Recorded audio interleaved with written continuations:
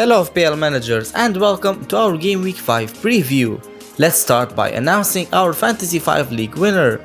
The manager with the team name CHO has won our £100 prize for August.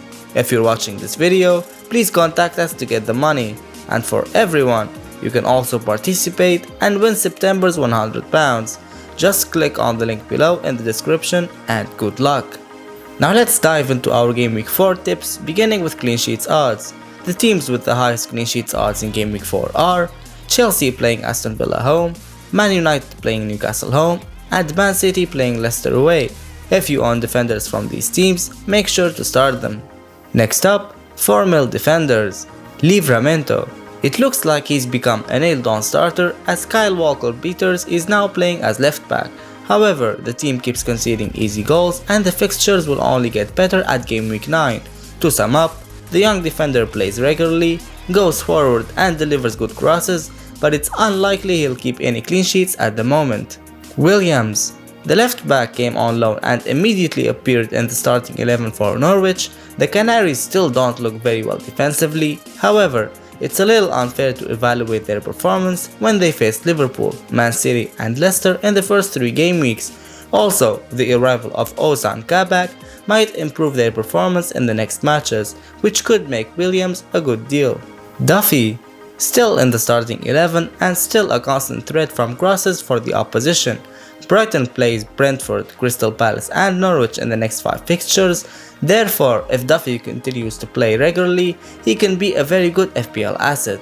Tsimikas. He came off the bench against Chelsea. He's the most transferred out player ahead of Game Week 4 since it's obvious that when Robertson is fit, the Greek will stay benched. Amartey. He played every minute of the season for Leicester, but Evans and Vestergaard are expected to be back after the break, and they're most likely to replace Amartey in the lineup. Hover. Wolves' fixtures look great in the upcoming weeks and they should start keeping clean sheets soon. Their fullbacks are very offensive and could get attacking returns as well. However, Hover looks like a backup option for Semedo and it's just not worth having the young lad for now. Time to take a look at the FPL market. Transfers in. Ronaldo. Man United face Aston Villa, West Ham and Newcastle next. They're Ronaldo's favorite Premier League opponents as he scored 18 goals in 29 matches against them. We recommend you jump on the wagon but don't ruin your team in the process. Antonio. 3 double-digit hauls in a row, 40 points in total. If he keeps this up, he'll end with over 500 points. 4 goals and 4 assists to date, on top of 3 big chances created, just in the form of his life. A must own. Torres. As with all Man City assets, he's a rotation risk, especially with Foden and KDB returning from injuries. However, Pep seems to like playing him up top, a position where City are actually lacking, but at 7 mil, you can perhaps afford owning him. Benrahma. Still very cheap for the form he's in, despite several price rises. West Ham have the second best attack in the league so far this season, and Benrahma has contributed to 4 goals in 3 games. Gray. Only West Ham United and Man City scored more goals than Everton. At 5.5 mil, Gray is a good route to Everton's attack despite scoring from his only 2 shots on target. They face Burnley, Aston Villa and Norwich next, and we can see Gray getting something. Greenwood. Man United's most in-form asset right now, scoring 3 goals in 3 games. We'll see how United line up with Ronaldo in the team, but Greenwood demonstrated against Wolves that he can still score when playing on the right. We prefer Greenwood to Bruno at the moment. Alonso. Possibly too late for this transfer. Tuchel explained recently that Chilwell needed time in training after returning late from the Euros, so he'll likely be making appearance from now on. Transfers out. Tsimikas. He'll no longer play now that Robertson is back. He might make a few cameos off the bench, but that's the extent of it. He's okay to keep on the bench at such a cheap price if you prefer to save up a transfer. Ings. He has some grim fixtures coming up, whereas other forwards of similar price points have much more appealing ones, such as Dominic Calvert-Lewin, Bamford and Jimenez, so I'd recommend a swap. Martinez. Depends on your team. He'll miss next match due to quarantine requirements, so he could be benched for a game week if you have backup. But like Ings, his fixtures are pretty bad, so a transfer out is totally justified. James. He has two tough fixtures against Tottenham and Man City when he returns from suspension. However, after these two, Chelsea have a fantastic run of fixtures where clean sheets will be plentiful. If you can afford to bench him until then, do it. Fernandes. This could be the end of the Bruno Fernandes era in FPL. With Ronaldo stepping in, he'll naturally be off penalties, of which he scored 10 out of his 18 goals last season. Not to mention he has blanked 2 games in a row already. Shaw. Man United only kept clean sheets versus Wolves and they faced Newcastle, West Ham and Aston Villa. With the addition of Varane, they are very likely to keep a clean sheet or 2 in these matches. Player stats in the first 2 game weeks. FPL points. West Ham's forward has accumulated 40 FPL points so far, that's only 3 points less than the entire Arsenal squad combined. Antonio dominates the attacking stats with 16 shots, 13 of them inside the box, while 7 hit the target. Dominic Calvert-Lewin's stats are not far behind as he fired 11 shots inside the penalty area, 7 of them were on target. Chances created. Liverpool's left back tops the creativity charts with 15 chances created. He's like a hybrid defender midfielder. Team stats in the first 2 game weeks. Attack. From these offensive stats, we conclude that the best attacks are Man City, West Ham and Liverpool. The informed team is Everton. The unluckiest are the Wolves and the worst are Arsenal, Crystal Palace and Norwich.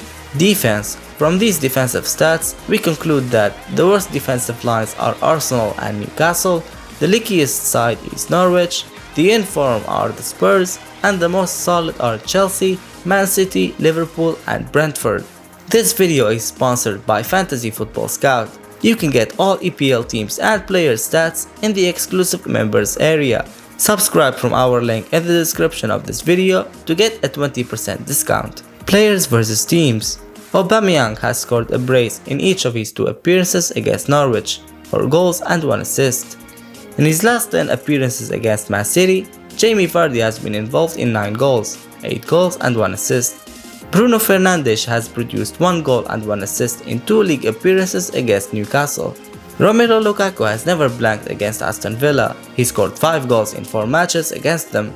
After failing to score in his first 5 matches against Burnley, Calvert-Lewin has scored in each of the last 3 matches. Feel free to pause the video and check the other players versus teams records. Fixtures analysis. The Wolves haven't scored a single goal yet, but they have fired 3rd most shots 57, 3rd most shots in the box 36, they have the 6th highest XG 5.05 and have created the 2nd most chances 45.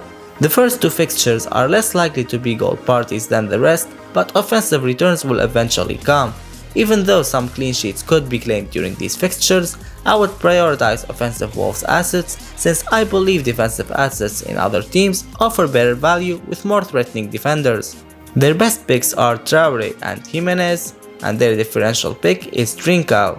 Aston Villa have created only 1 big chance after 3 games. Now they face 4 strong and defensive teams, so I would be shocked if offensive returns improve drastically. So looking at players in teams with more favorable fixture runs is a good idea. Players comparison. Trincao versus Traore. A lovely run of fixtures and underlying stats are in favor of Wolves assets for the next game weeks. Jimenez is currently occupying a more of a playmaking role, while both wingers are the actual strikers. On one hand, Traore's numbers speak for themselves. In terms of shots taken, he has 12, 3 on target and 7 in the box, and he is 2nd in the entire league right now after Salah for touches in the opposition's box, 27. He's the most underperforming player so far. On the other hand, Trincao's stats are far behind with 10 touches in the opposition's box and 4 chances created and 2 big chances. Trincao's starting place is also at risk with Podence back, so in short, I would go for Traore. Fornals versus Benrahma. Said is our new FPL favorite with almost 30% ownership, while Fornals with 2% could be a fun differential. Pablo scored just 6 points less and his underlying stats are level or even better than his teammates. Fornals is more involved in game with 74 passes in the final third, Benrahma has 54 and created 8 chances, 2 of them were big, which is the double of Benrahma's. They both fired 6 shots, but the Spaniard recorded 14 touches in the opposition's box compared to Benrahma's 11. If you're looking for a West Ham midfielder, Fornals would be my choice. Son vs Bruno. Both scored 23 points so far, but Bruno picked up 20 in one match. Son is such a clinical finisher as he scored 2 goals without a single big chance. He also has 1 more shot and 3 more touches in the opposition's box. Apart from Chelsea, in the next 5 game weeks, Spurs face some of the worst defenses in the league and is even capable of scoring against the Blues. With Kane returning and set-piece duty, in my opinion, he's a standout option for coming weeks. Meanwhile, Bruno has also a nice run of fixtures, but Ronaldo's arrival puts a question mark on his penalty duties. The Red Devils have so much potential up front, and points will be shared among several players. Considering price and ownership, I'd put my money on Son. Grealish vs Torres. Torres is a popular pick at the moment, but with the return of KDB and Champions League, Ferran's minutes could be in danger, while Grealish is more nil. Although the Spaniard recorded more shots, 9-5, Grealish is more involved with 102 touches in final third. Ferran has only 29, 26 touches in the opposition's box against Ferran's 18, and 9 chances created against Ferran's 1 big chance. If Torres actually secures his spot as a 9, he'll surely be worth it, but with Pep, you never know. City will score a lot. They recorded an XG of 7.89, but it only counts if your players are on the pitch. Teams form stats. Stat 1. West Ham last 6 away matches, 5 out of 6 with 2+ goals scored.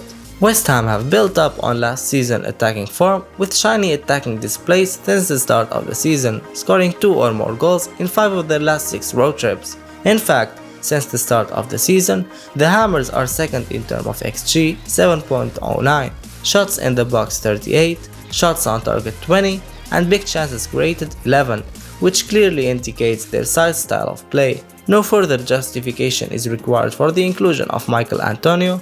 Also, Benrahma had an eye-catching performance with 2 double-digit hauls in 3 game weeks, while at 3% ownership, Pablo Fornals could provide a cheap differential route in the Hammers' attack with attacking returns in all 3 game weeks ahead of a favorable trip to Southampton's poor defense. Stat 2. Brentford last 5 home matches, 4 out of 5 clean sheets. Over the course of the last 4 or 5 seasons, some of the promoted teams tend to be cautious at the start of their campaign, and this season it seems that team is Brentford.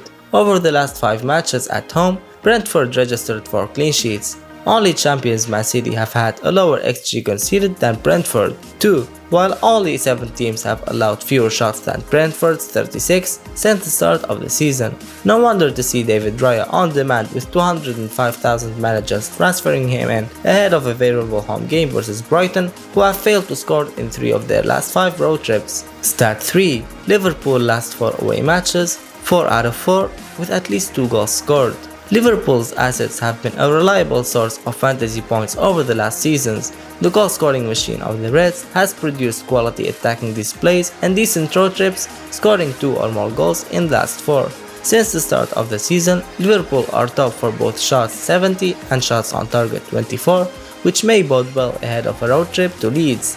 The most owned player in the game, Mo Salah, has most touches inside opposition's box 36 and second most shots 13 and shots on target 6, while his teammate Arnold has created the most big chances, most crosses and most successful crosses among all players so far this season, and he is capable of getting returns at both ends of the pitch. Finding a room in your team for both would be a wise decision. Stat 4. Wolves' last 6 league matches, in 5 out of 6 they failed to score 1 goal. Only Wolves and out-of-form Arsenal are yet to score a Premier League goal this season.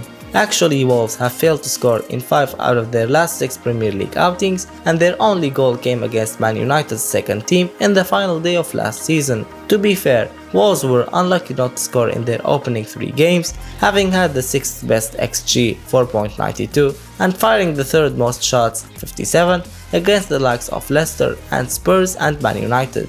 I believe it is a matter of time before they find the back of the net, and a trip to Watford could be the ideal time to do so. Traore and Jimenez's 12 shots in the opening 3 game weeks are ranked 4th among all players, and both could finally score this game week. Stat 5. Man United last 3 meetings with Newcastle, 11 goals scored.